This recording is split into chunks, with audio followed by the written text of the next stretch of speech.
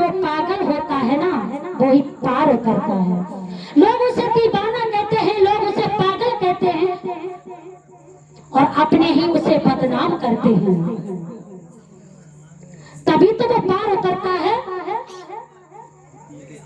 कि सारे लोग किसी न किसी इश्क में लगे हुए हैं, कोई हर के दीवाना है, कोई दौलत के नशा में दीवाना है और कोई बुराइयां करने में दीवाना है। इसलिए सारी रास्ता को छोड़ करके संतों का सवाल करना चाहिए, सत्संग को ग्रहण करना चाहिए, क्योंकि हमारे देश में अगर संत न होते तो और भ्रष्टाचार होता। संतों ने लिखा है कि आग लगी आकाश में और झरझर पड़ती अनार, और संत न होते जगत में तो जर मरता संसार।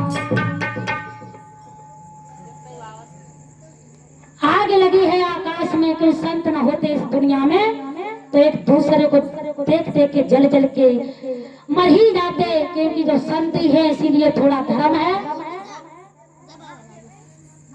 और अन्यथा नहीं होता।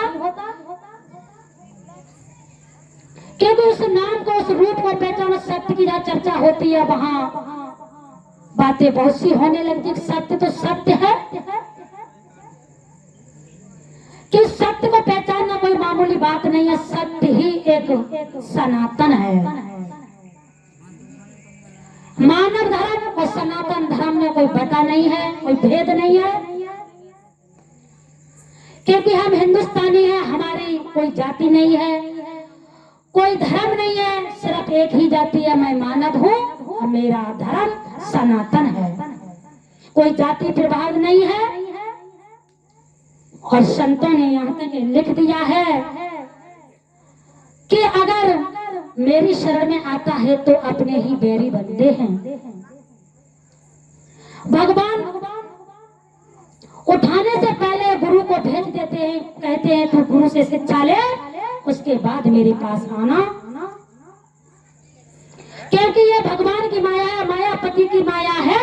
इस माया में भ्रमित हो जाते हैं, इस माया से निकल नहीं पाते हैं, क्योंकि इस माया से निकलना चाहते हैं तो कांटे अपने ही लग जाते हैं। क्योंकि ध्रुव की कथा को देखो, अगर ध्रुव के अपने ही अगर कांटे ना होते तो ध्रुव भगवान को प्राप्त नहीं कर सकता।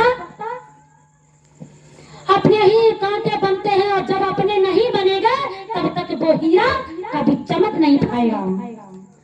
पर मंजिल को छोड़ना नहीं चाहिए, चाहे अपमान हो चाहे सम्मान हो, मंजिल को छोड़ना नहीं चाहिए, क्योंकि पार पे चढ़ना है तो पीछे को देखना नहीं चाहिए। ध्रुव अगर पीछे लौट जाता तो क्या भगवान मिल जाते? प्रहलाद के पिताजी ही बैरी बने, अगर पिताजी नहीं बैरी बनते तो क्या भगवान मिल जाते? इसलिए धर्म की रास्ता पे चलते हैं तो अपने ही बैरी बनते हैं।